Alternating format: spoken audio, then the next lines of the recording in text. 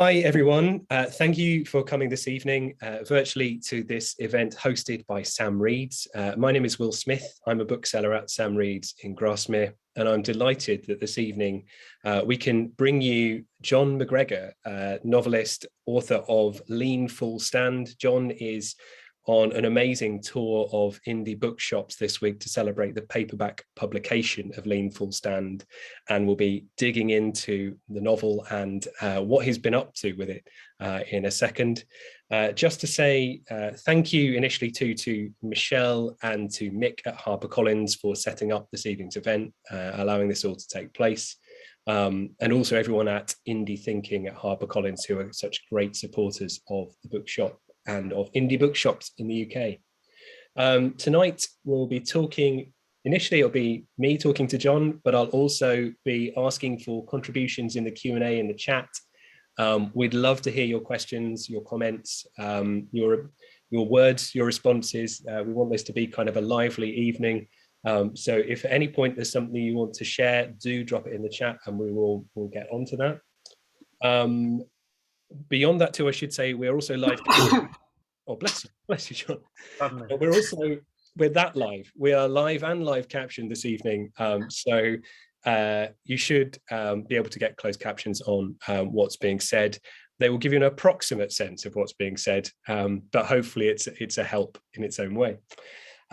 So beyond that, we're being recorded. I've said that. That's fine. This evening, then, all I have to do is to introduce the author I have on my shirt. I should also model my shirt here. I love having book merch, and this is the hardback cover of Lean Full Stand on a t-shirt here. It's my delight this evening to talk to John McGregor, author of 5 novels, of 2 short story collections. He's the winner of the Impact Dublin Literature Prize, the Betty Trask Prize, the Somerset Maugham Award. He's been longlisted for the Man Booker Prize 3 times. He's the Professor of Creative Writing at the University of Nottingham, where he edits the Letters page, a literary journal in letters. Born in Bermuda in 1976, he grew up in Norfolk and now lives in Nottingham. Thank you for joining us this evening, John. Thank you for having me. It's a delight to be here in the shop. I have to say, there's with me sitting here with the lights on, there's lots of people walking past, peering through the window. But no one's knocked on the window just yet, but they might do. I might have to get up and sell some books. You get the authentic experience. So that's exactly how we feel. It's remarkable to think that a village is so lively of an evening, and I think you'll get a sense of that. Hopefully, they won't be kind of holding up questions to you on the paper, but there might be. I mean, you can never quite tell what might emerge in Grasmere of an evening.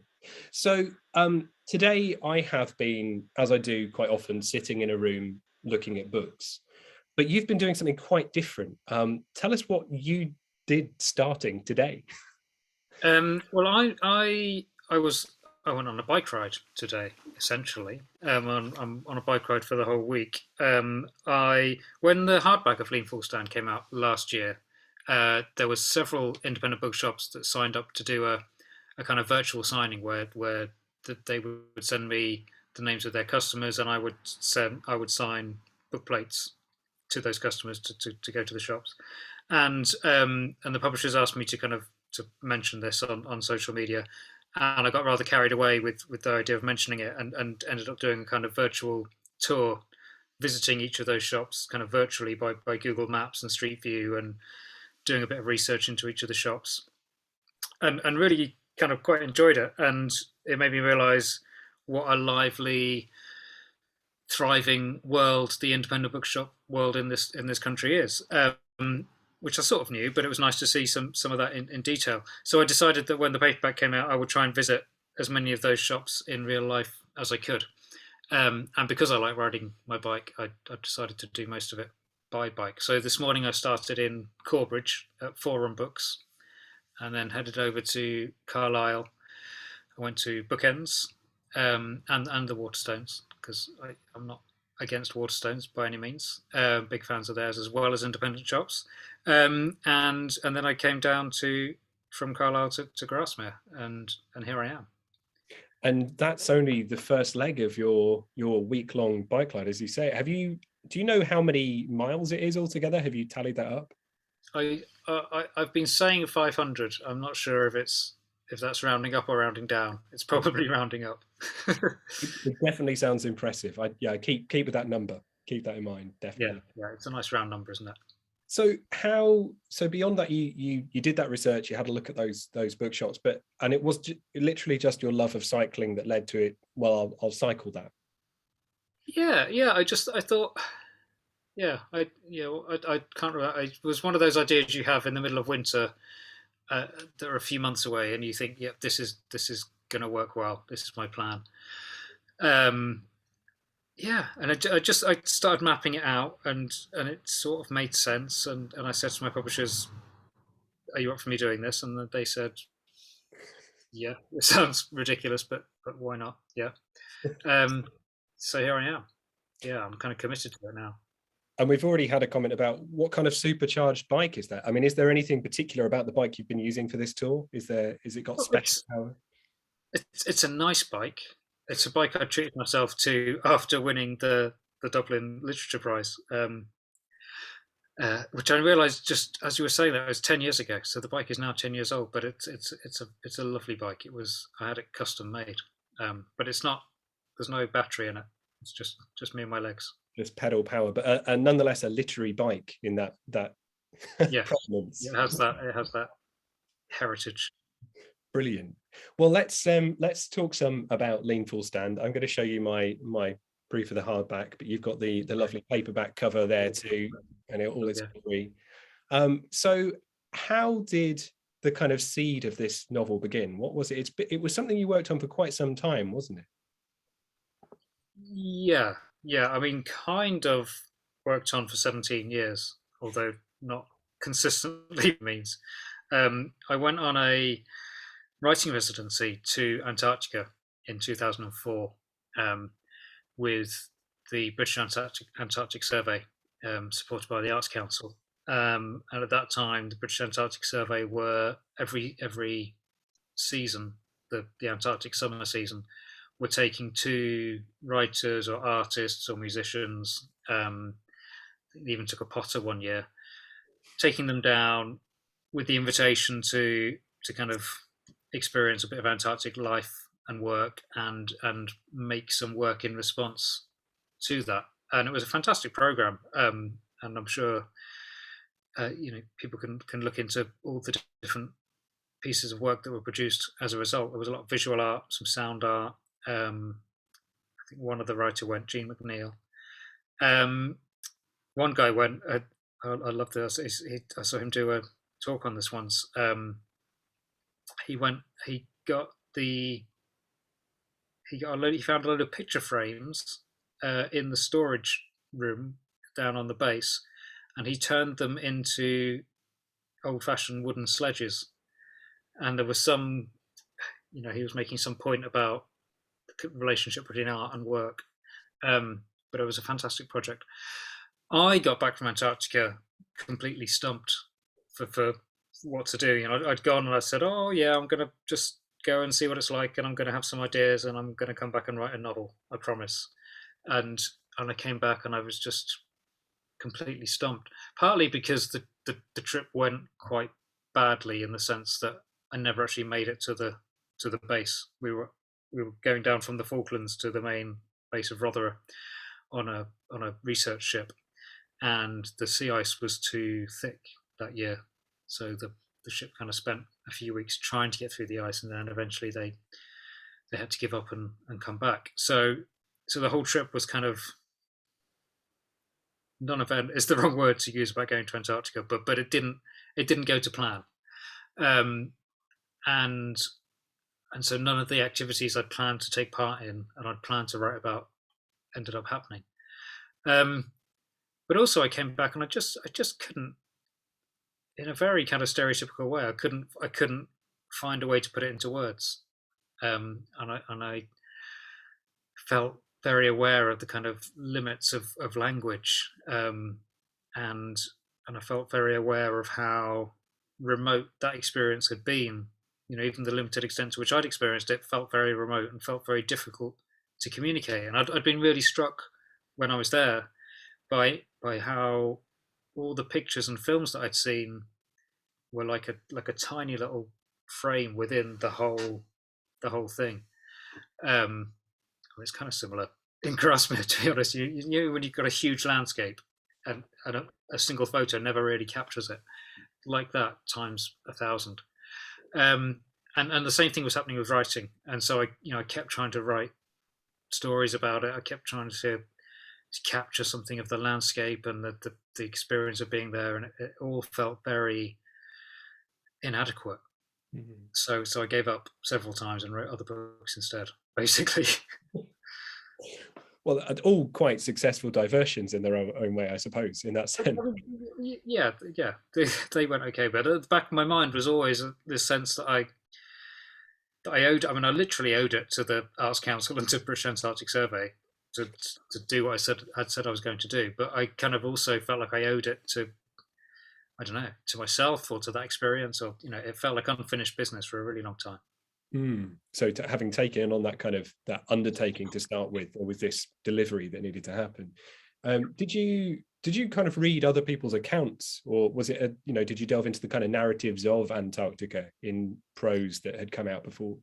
Oh, absolutely, yeah, and I was really interested in, obviously I read all the kind of the classic Antarctic narratives, Scott and Shackleton, and particularly the Worst Journey in the World, the Cherry Apsley Garrod book, which was fantastic, and modern writers. Sarah Wheeler is fantastic on Antarctica, and another writer whose name is escaping me, Jenny Diskey, who has a wonderful passage in one of her books about how she's on a cruise to Antarctica, and when they get to the main place where everyone gets off and goes around the island or wherever it is, she stays on the ship, and she has this whole thing about how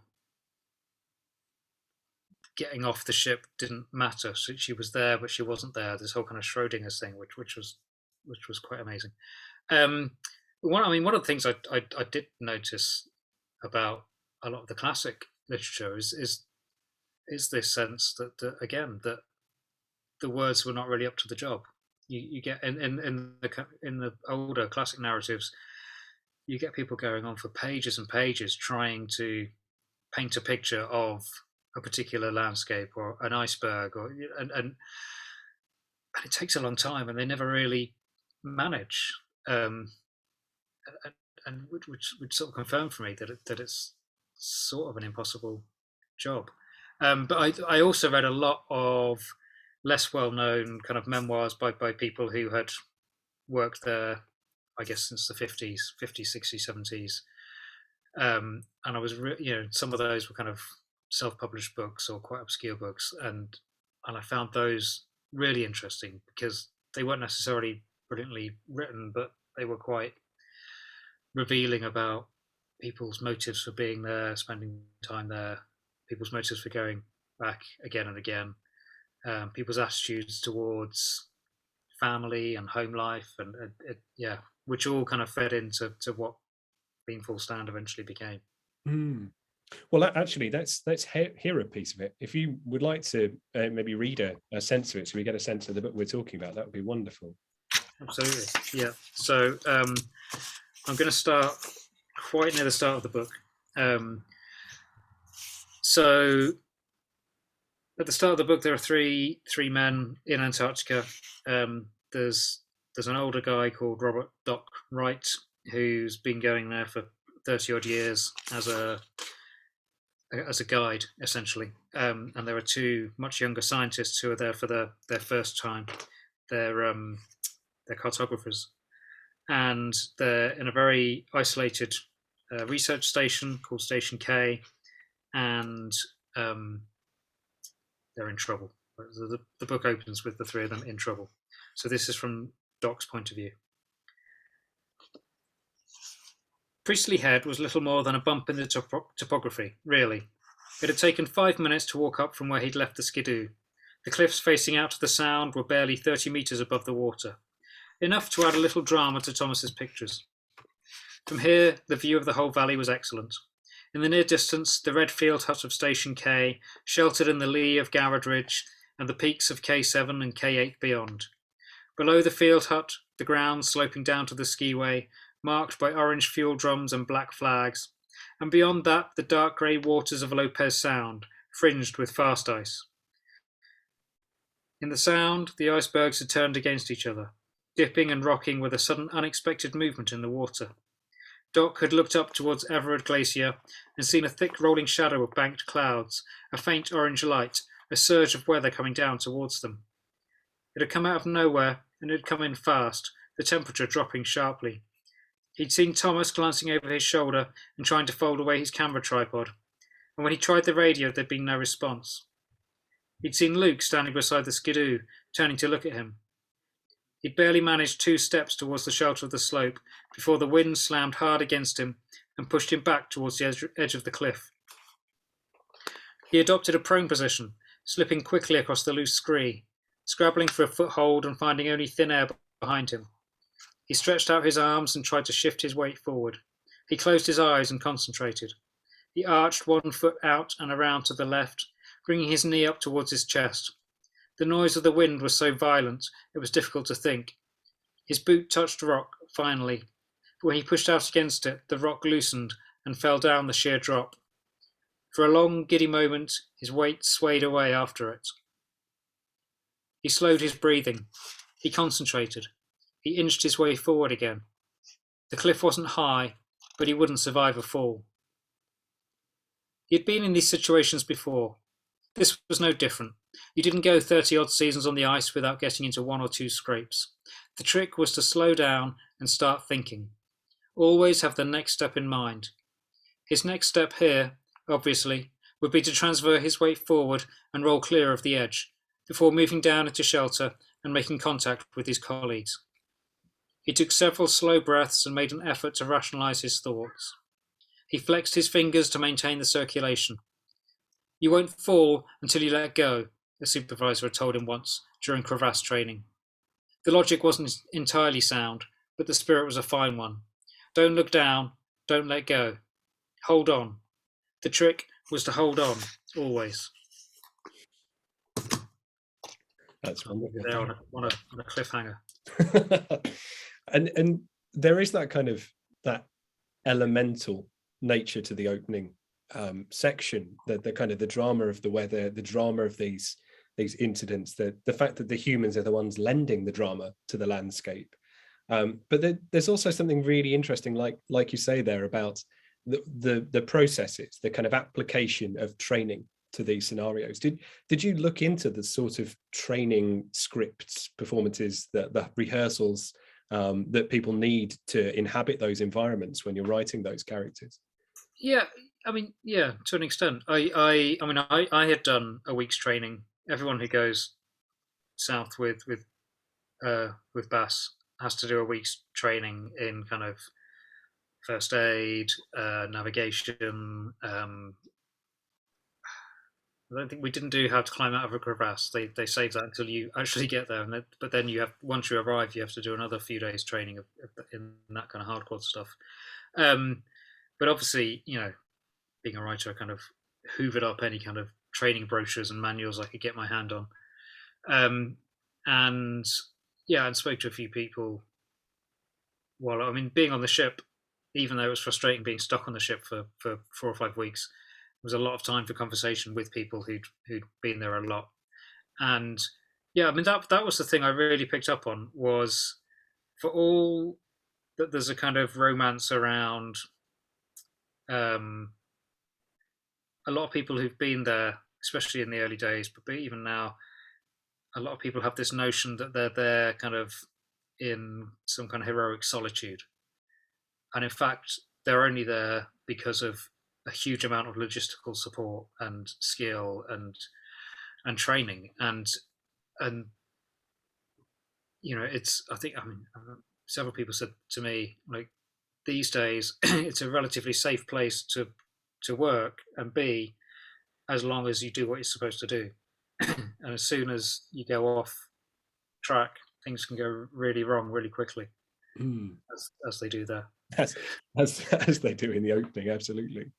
But then what's really fascinating about the book is that it does take this shift. We travel back with Doc to the UK, and Doc, I'm going to kind of qualify some of the spoilers that we will give away in this, in the sense that Doc develops this aphasia, this kind of interesting speech issue, which is a real element of the rest of the book. I wonder, how did you go about kind of approaching that with an eye to the kind of accuracy of experience of someone who develops a condition like that?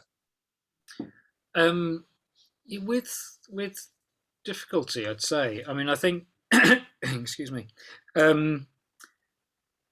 Yeah, once I'd landed on the idea of aphasia being a big theme of the book, and it was kind of the thing that rescued the book for me. I've been going around in circles trying to write this scene with the three men in the storm in Antarctica was originally going to be a whole novel, effectively, with kind of more drama and various bits of aftermath. But it was all going to be there in Antarctica, and I kept getting stuck with it, and I knew I needed something else. And I became more and more interested in this character of Doc and in his kind of self-satisfaction and kind of sense of security in himself. And I kind of wanted to disrupt that and pull him out of that situation and that security. And at some point along the way, completely independently, I'd become more and more interested in the world of strokes and stroke survivors and aphasia. And I can't particularly remember why, because there's no personal connection. It was something I became interested in.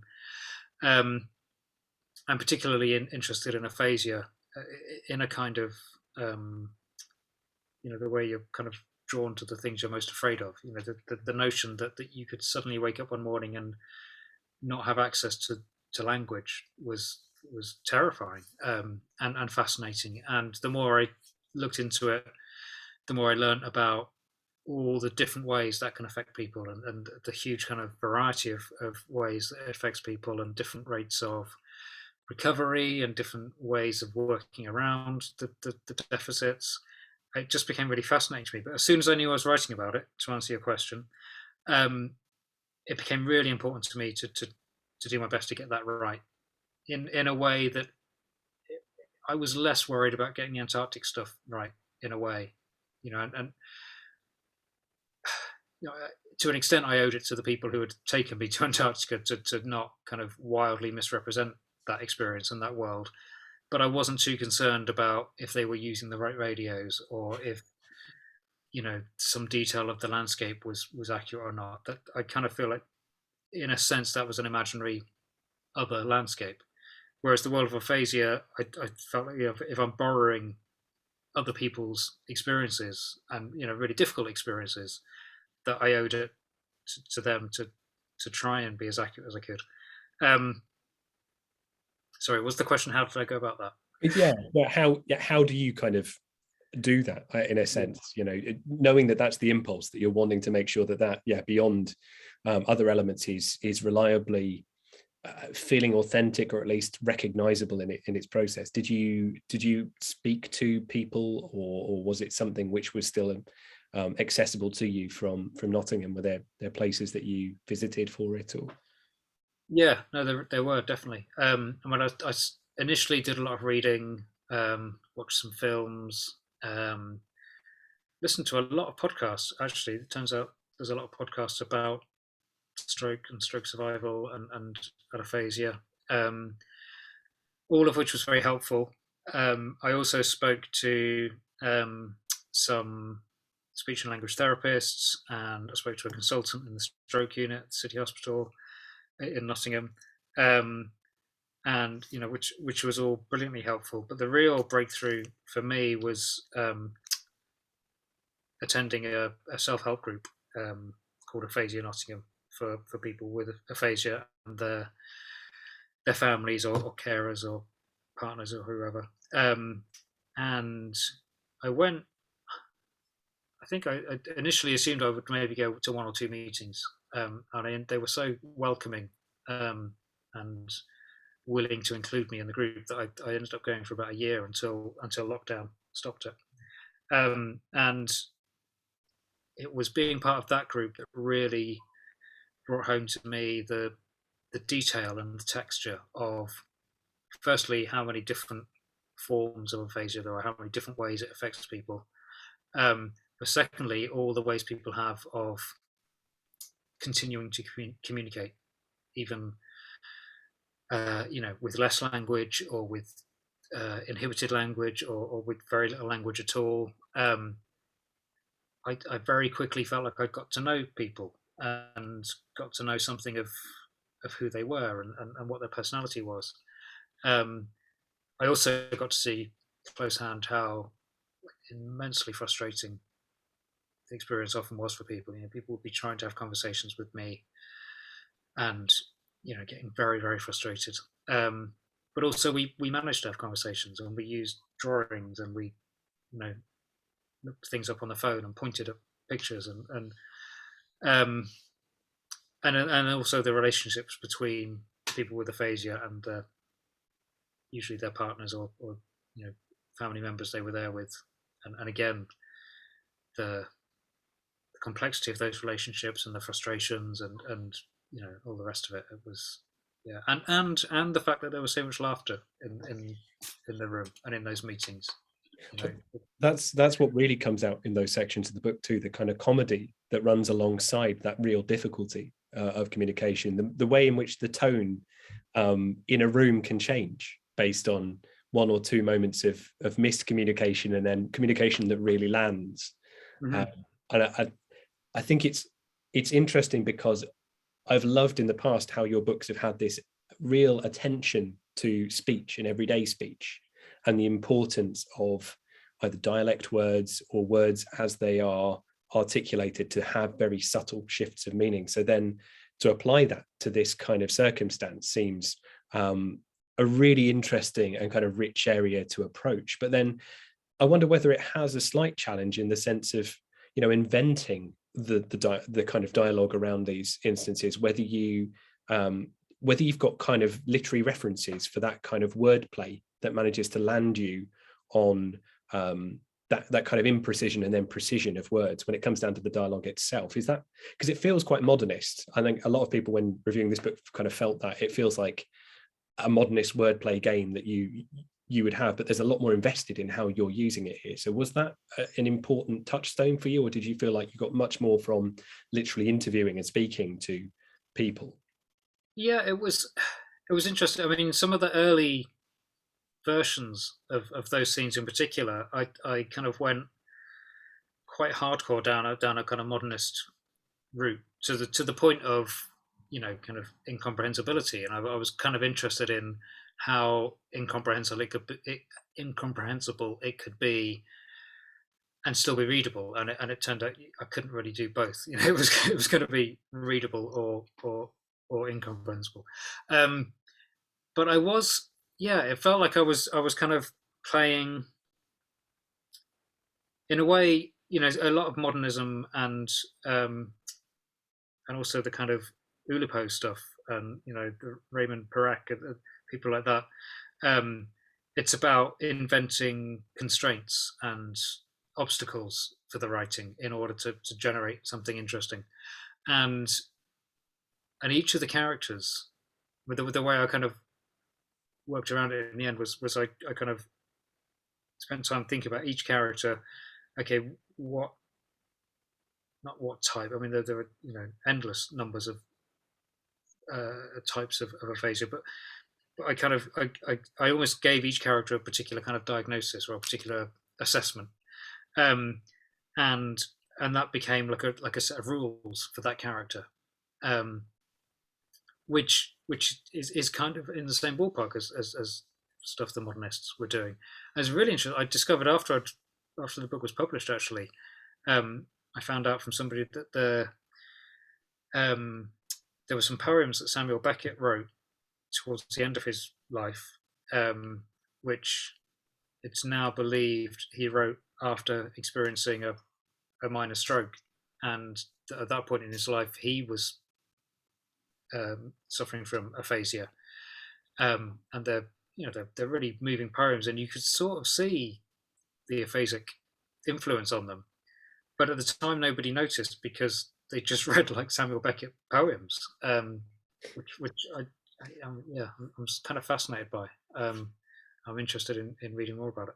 But yeah, it was giving each of those characters rules for their dialogue, and actually, that was quite a straightforward thing to do. And I did realise at some point that, I mean, what you're saying is right. I've always been interested in how bad people can be at talking to each other, and how clumsy people's exchanges of meaning can be, and how inarticulate people can be. And I've always been fascinated by the kind of the limits of language, and this was just kind of taking that to another level, a more kind of formal level, I guess. Yeah, absolutely. And it's something we'll come back to, the kind of commonality, I think, or the extension of your work in this book. But I just wonder whether you might actually like to do another reading from the book. You had a passage there that might speak to some of this too, in terms of where certainly the plot and character go. Yeah, so I'm going to read in the second part of the book. Excuse me. There's 3 parts to the book, as the title suggests. And in the second part, we come back to, we come away from Antarctica. Some bad stuff happens in Antarctica, and Robert is airlifted to hospital. And the second section is mostly told from the perspective of his wife, Anna. In the morning, she woke, and it happened again. It's Robert. It's your husband. A bit of a stroke. We need you to... She was in a hotel room. She was in Santiago. Breakfast would be served between 7 and 9:30 a.m. in the restaurant downstairs. The weather would be warm and clear. Brian would pick her up at 9. Her phone was heavy with missed calls and messages. She sent texts to Sarah and Frank. Going to hospital soon. Will update you when I know. Breakfast was toast, yogurt with fresh fruit, and coffee. Andrea served the coffee with a complex shape drawn in the froth and asked about her stay. He had several roles at the hotel. The traffic outside was heavy. A lorry strained through an awkward maneuver, belching black smoke as the driver crunched through the gears. When Brian arrived, he was still carrying the clipboard and wearing the pen on a string around his neck. He stood in the lobby and waited for her to finish eating. At the hospital, he didn't know where to go. The signs were all in Spanish, and every corridor looked the same. He apologized several times and laughed. You wouldn't think I was only here yesterday, he said. When they found the ward, a nurse showed them to a bed beside a window. Robert was there. He had marks and bruises on his face.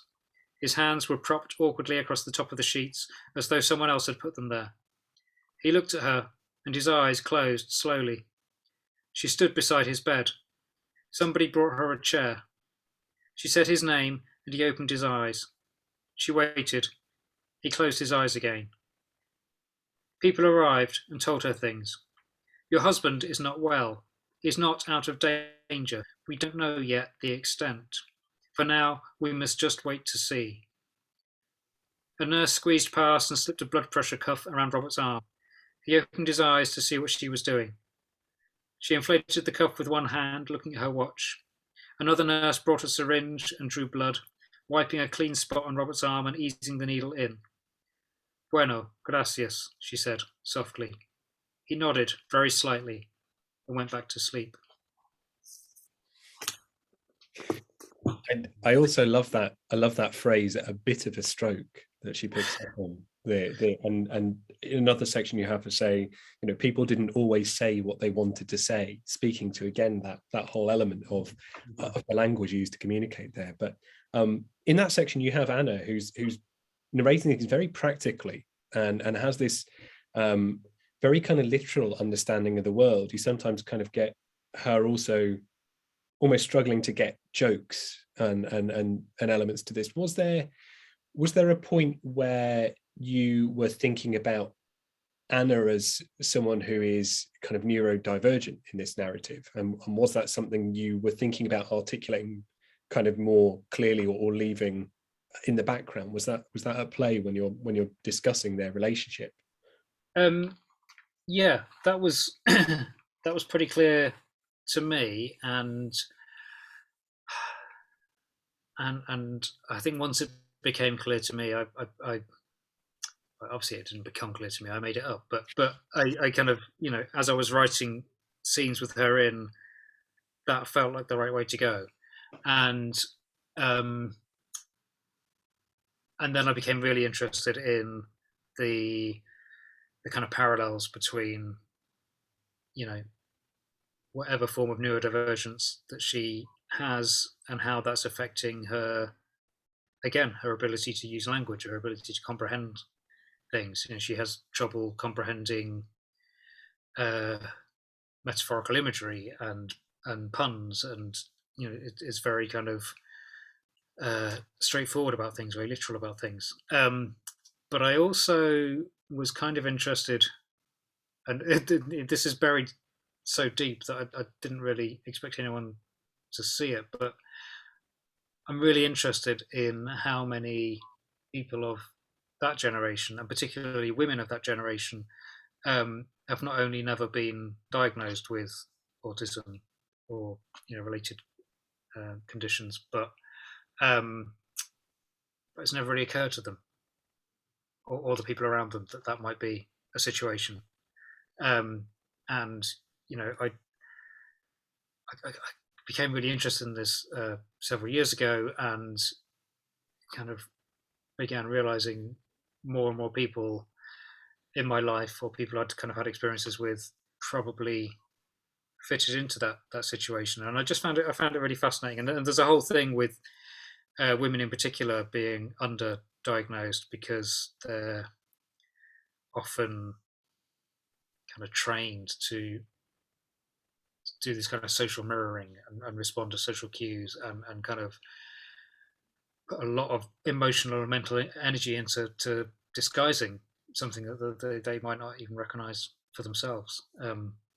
So yeah, that's there, but it's almost kind of by definition, it's buried very, very deep. Yeah.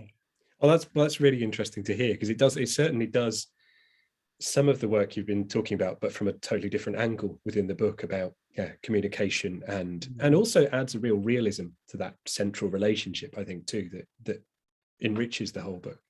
But then the other sort of question I have coming to this is, I've also loved how in every book you've come to, you've not just kind of experimented with language, but you've experimented with the very structure of narrative storytelling, inhabiting different kind of elements, textual forms. And how did you come up with the structure for Lean Full Stand? Because I mean, that tripartite kind of structure, the title, all works, but I mean, how did you get to that, when seemingly you've got these two disparate parts of a story to weave together? Yeah, I mean, I don't know. um, I know that I tried lots and lots of different things. I think I always knew that it was going to start in Antarctica, um, but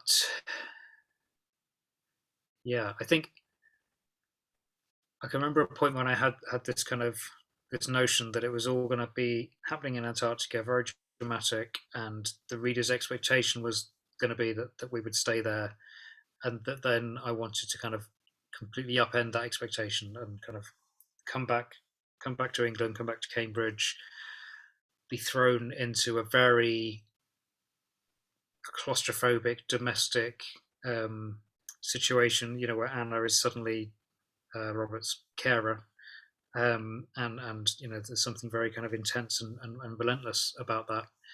And so I knew I wanted to kind of do that upending, and then I think it took me a while. It took me quite a while to realise that I could do that again, and move in the third section to this much more kind of communal narrative of the group therapy setting.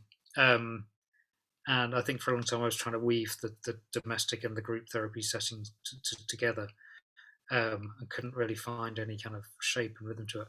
And I quite liked the idea that I don't know, you're not really supposed to do either of those things. You're supposed to kind of have a much more of an arc and kind of bring everything together. And I just like the idea that you could kind of, at 2 points in the book, there would just be this kind of squeal of brakes and a crunch of gears, and suddenly you're in a different novel. Almost like three novellas kind of pushed together. Um, and again, at some point, the title presented itself, and then the title obviously suggests a kind of 3-act structure, which is not that experimental, to be fair. So it's a 3-act structure. It's fine. But there's something really interesting about that desire to pivot. And I remember talking to in the bookshop a lot of people about Reservoir 13 along the same basis, that promises one genre and then actually delivers something quite different. And it makes it difficult as a bookseller also to recommend exactly what you're going to be getting, or to narrow down to the reader who's coming what book you are suggesting they read. But I also love the kind of readerly experience of that surprise and challenge that it is going to swerve away from your expectation. I should also just say, if anyone in the audience here has questions, do feel free to pop them in the chat box and we will come to them. I'm aware that there's lots of people here with lots of different interests around the book itself and writing and Cumbrian literary networks as well. But I'm fascinated by that shift, both in terms of what you're promising the reader and what the reader receives in those. And certainly also when you think about what you went on to do after Reservoir 13 with those short stories for the radio and the Reservoir tapes, I wonder whether there is an aspect by which you might be inclined to say, to return to any of the material in this book from a different angle or a different approach, if that was a temptation you might have had. Sorry, I lost you for a moment then. Sorry. I suppose I was just wondering, in terms of this book, I know every book in itself is a world and in entire, but Reservoir 13 also had a companion piece in the sense of the Reservoir tapes. I wonder whether you'd ever considered, given your kind of long duration of thinking of the characters in this book, of any companion material to this book existing in any sense. Yeah. No, probably not. Okay. It's the short answer. No, I mean I did that with Reservoir 13, and there was a logic to that because Reservoir 13 was so populated by characters. I felt like I had a lot left, and I could I felt like there were more stories to write from that world. This feels finished for me. There's a lot of unanswered questions in the book, and there are, the lives are going to carry on. But I don't know. The work of it feels finished to me. That totally makes sense. I feel like I've just asked, are you going to do a sequel? But that's not exactly what.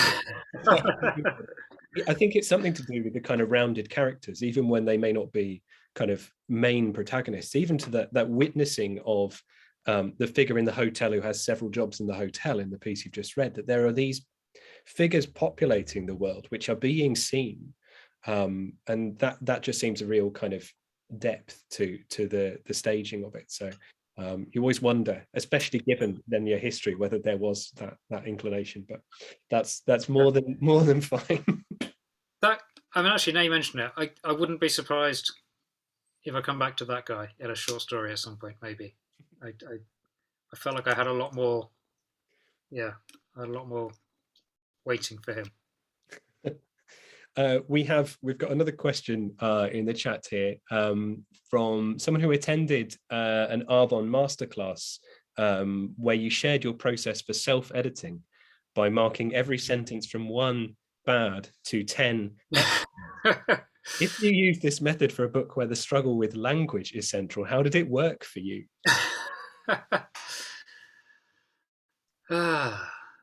Yeah.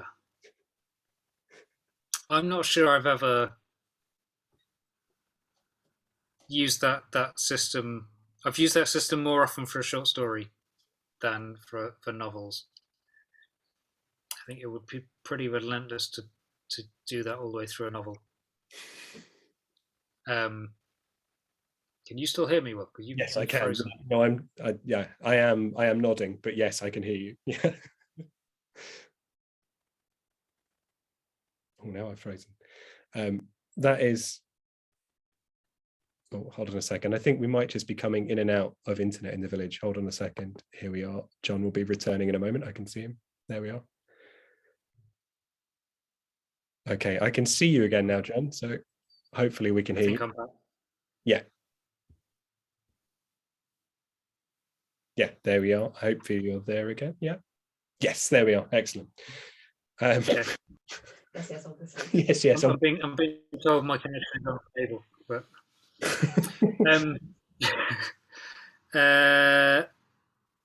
sentences. Yeah, no. Okay, no. It's a really good question, and the system still works because the sentences where aphasia is a part of the sentence, so those pieces of dialogue, the pieces earlier in the book when Doc's own kind of internal monologue is breaking down because of the stroke he's having,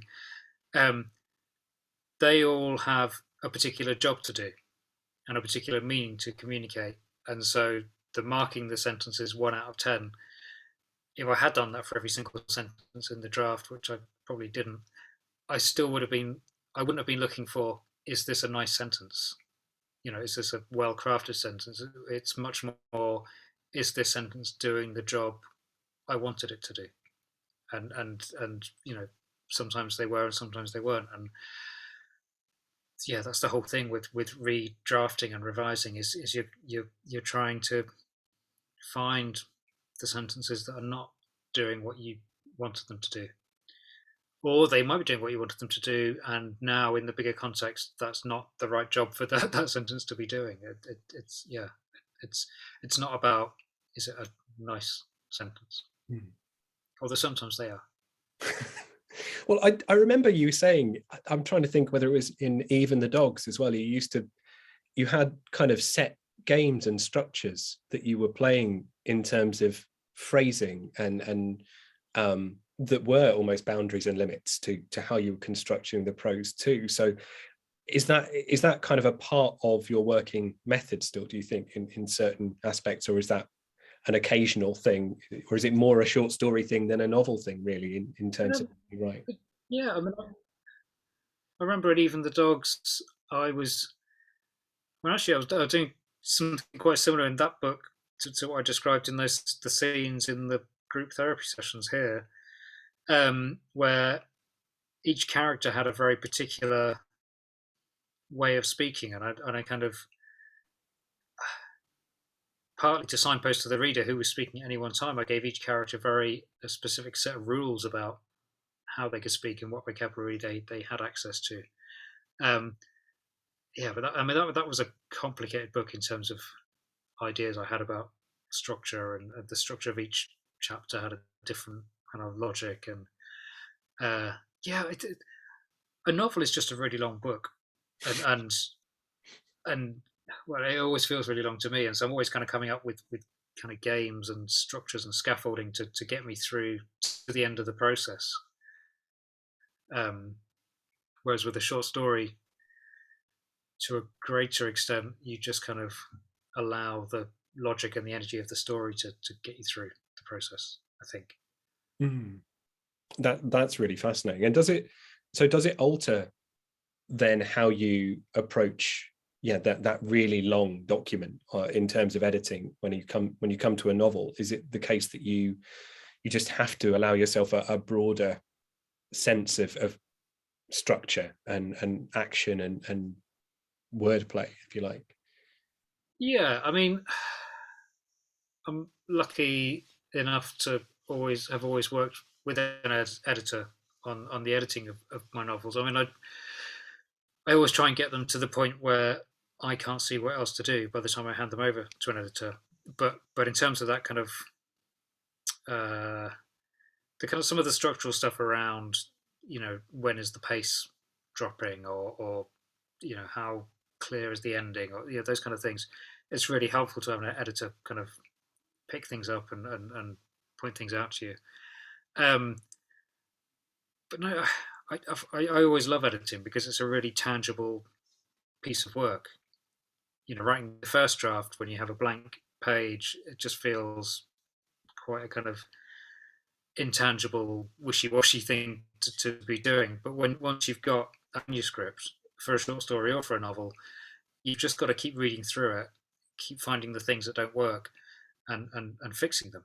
And I always like to kind of read through and just make a long list of all the stuff that needs fixing. So I can kind of read through quite quickly and just keep making a list. And then I've got like a list of jobs to do. And it makes it feel like a proper day's work. You come to the desk, you've got the manuscripts, you've got your list of jobs, and you just work through them. And some of those things might be like, I don't know, check the semicolons, and some of them might be kind of bits of research to do, and some of them might be Frank seems like a thin character, fix that, and that might be going all the way through and just bringing a bit more life to each of Frank's scenes, or kind of stepping away from the text and having a think, well, who is Frank and what's Frank's job and has he got a partner, and just working out some of that backstory so that you can put bits of it into the text. And does your approach? I picked Frank at random. Then I've just remembered he's actually a character in this book. I wasn't talking about Frank in the book. But does your now kind of role at the university in terms of creative writing, teaching, does that influence how you think about writing yourself now, in the sense that you're much more a part of your day job is teaching craft, or at least teaching a way to have this kind of rigorous attention to creative writing and text?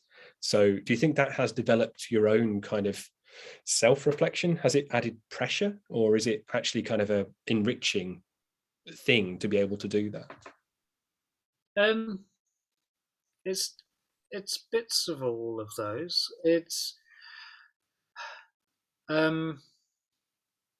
Yeah, I mean, I've definitely, since starting teaching about 10 years ago, have had to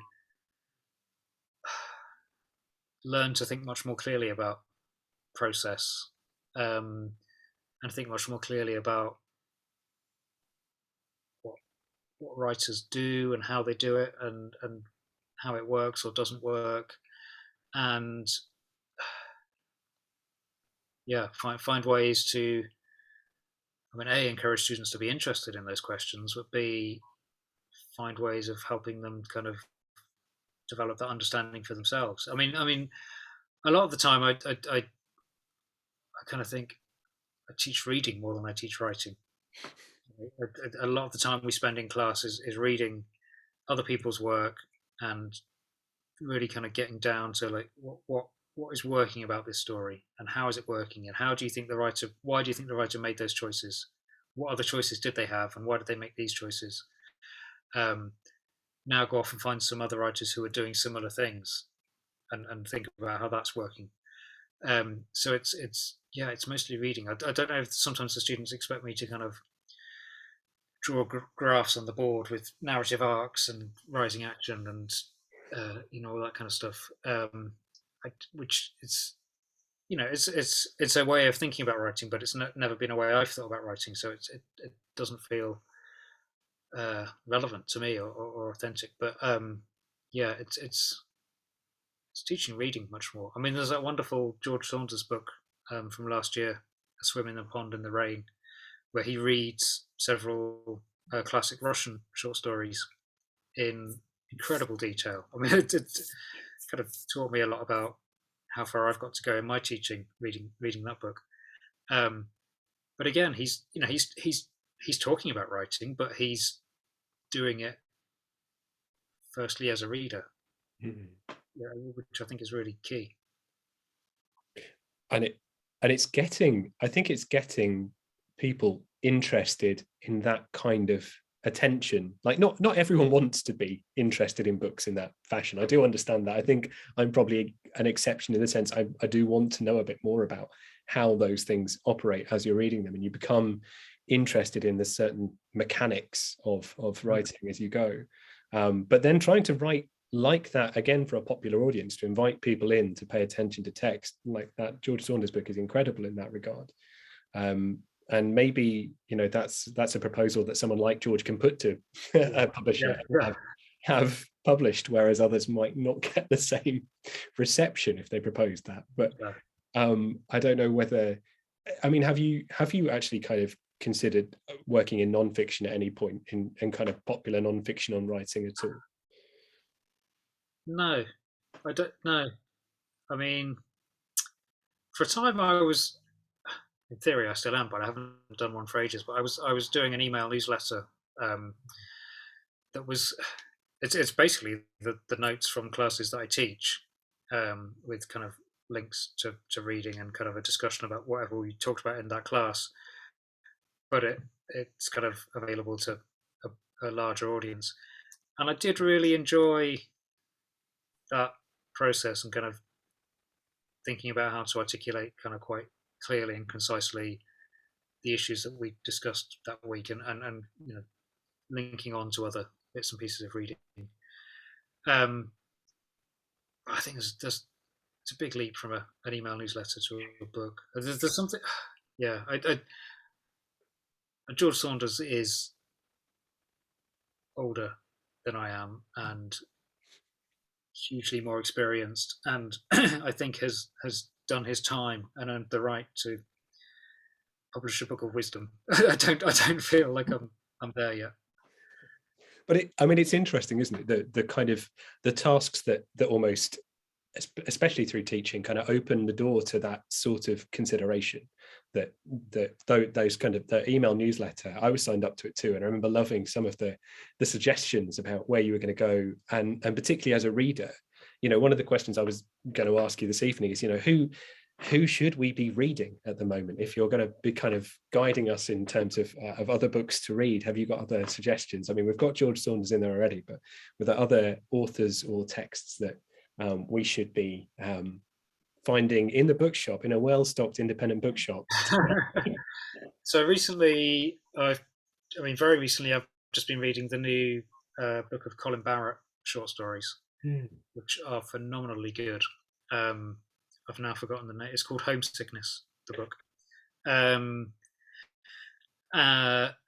Yeah, just in a really, you know, there's nothing kind of groundbreaking about what he's doing. He's writing short stories about small town Irish life, which a lot of Irish writers have done lately.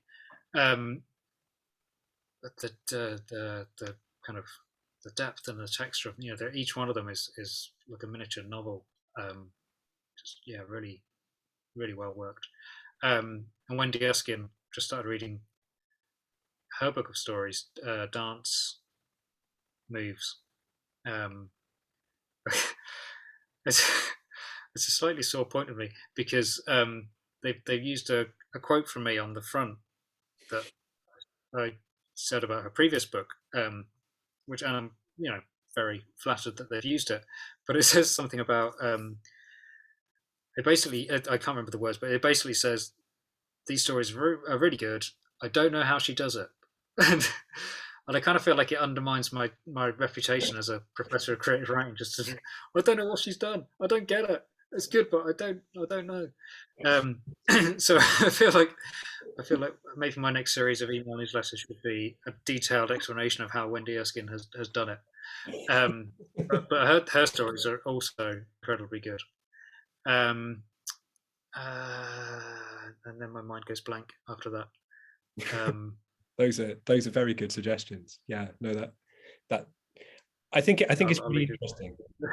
Yeah, it's really interesting to kind of hear what writers are reading. There's also sometimes writers are more open about the fact that they are doing so much reading alongside their writing, and that it's such a kind of core part of your world anyway. It's really interesting to kind of get sent in other directions, and because that's also the life of many booksellers is doing that kind of directing and steering towards things that people may not be encountering. So I'm always fascinated by that kind of that element of directing onwards. I don't know whether you know of the Kathy Rensenbrink book, Dear Reader, that came out last year, which is kind of part memoir, but it's also many, many reading recommendations. And Kathy was a bookseller too, so they kind of come Right. from a shelf of certain things that she would think of for certain themes that people are interested in. So again, that idea that you can kind of have a compendium of those, which is what almost the best course syllabuses are as well, I find. I don't know if you've ever, do you kind of do that when you're constructing your own courses, kind of look at other syllabuses at other universities to see what's being taught, what books are being read? Do you know what? I don't. I should do, shouldn't I? That's a really good idea. No, I'm in my own little bubble, kind of recommending all the books I want the students to read. It used to be the best thing about being well, when I was in Nottingham at the Blackwells there, we September was full of getting reading lists through essentially. You might not really be wanting to read what the taught law students were reading, but you might be really interested in what the English department were assigning for all of those special interests. So yeah, I find that kind of fascinating. And quite esoteric at points too, when they're sort of like the regional novel 1940 to 1960. Where that might go is always fascinating. Very interested in the regional novel at Nottingham. Yes. A whole section of regional literature. I don't really know what regional literature is. It doesn't get kind of discussed too much anymore, but it does strike me again in this book that you're very fascinated by place in literature and how it influences the characters around notions of community. It's certainly been there throughout your work. And do you think that there is an element of kind of talking about landscapes outside of major metropolitan areas that's a kind of a key focus of what you've taken on board as a project or an inspiration? Yeah, I think when I started writing, I was living in Bradford. I was at university in Bradford, and my first novel was set there. And I think right from the beginning, I was really conscious of how much certainly English literature was set in London and kind of took London as a default. And I think I just decided right from the beginning I was not. Okay, now I've said this, I'm probably going to set my next novel in London. But I decided I was not going to do that. And and I was really. But the other thing I noticed was that as soon as a novel was not set in London, it automatically became working class, or it became about drugs and poverty, or all three. Often, if a novel was working class, it had to be about drugs and poverty, and I found that incredibly troubling. That not necessarily the people who'd written those books, but that those seemed to be the only ones being published that were not set in London. If a book was set in London, it could be about people's normal lives, or more often about middle class people having affairs and playing tennis. But as soon as it went outside London, it had to be gritty. And so my first novel was inner city life without drugs and poverty, and kind of working class environment, but also a student environment. So a mix of different social contexts, and I was really. Yeah, that was really kind of fired up to do that, and I feel like I've stuck with it ever since. I think, places are just really interesting. Places really influence how people live and how they behave and how they relate to each other and how they see the world. And I just find it endlessly fascinating. And I don't know whether we're allowed to ask you the terrible question of, what are you working on right now? But I really want to ask you that question anyway. Hopefully it's not like a pseudo novel about bookshops you visit on this tour. That's it's a travelogue memoir about touring independent bookshop. No, it's not. I don't know. It's the short answer. But I had a semester of research leave in the autumn, and which coincided with me not currently having a book contract, which sounds like a euphemism for being out of work, but I haven't got around to coming up with an idea for the next book and proposing it and signing a contract, and feel quite relaxed about that. And so suddenly I got to September and had no work at the university and no deadline for any particular writing project. And it was incredibly liberating. It's probably the first time in 20 years that I've not had somebody waiting for some piece of work.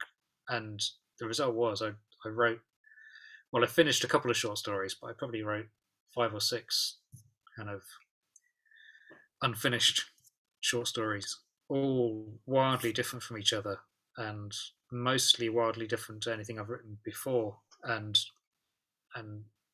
they all had quite different starting points and different kind of genesises.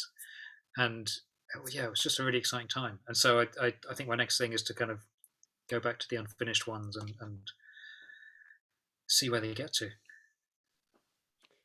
That's great, and it's great to hear that kind of that university relationship can provide that space, which it's always kind of ever promising and not really delivering for people too. So kind of miraculous. I mean, I kept like checking in.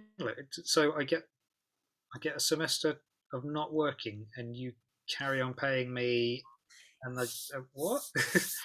yeah.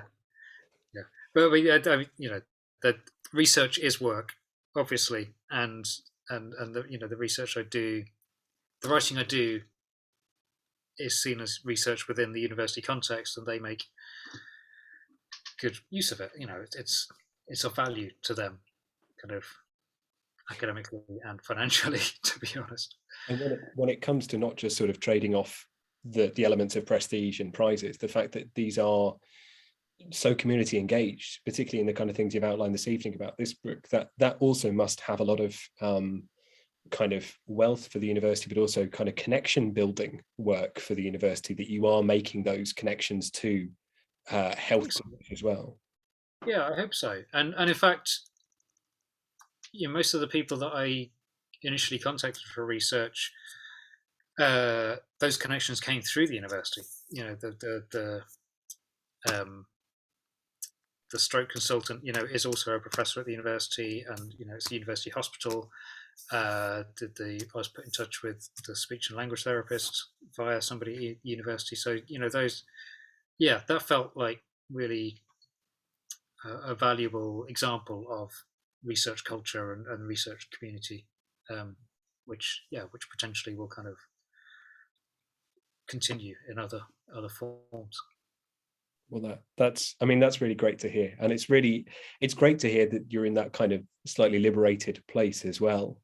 Certainly, we spoke to Jen Ashworth last year, and she was saying something very similar about Ghosted, about this kind of the liberation of not having a book contract to work to, and then suddenly getting the space and time to kind of do what you want suddenly again, without someone saying do this for me. So great to hear. Now, I'll leave a second just in case anyone has any burning questions to ask. I'll just check the chat and see if anything else has come up. But I'm really grateful that you've been able to fit this into the start of your Mammoth tour.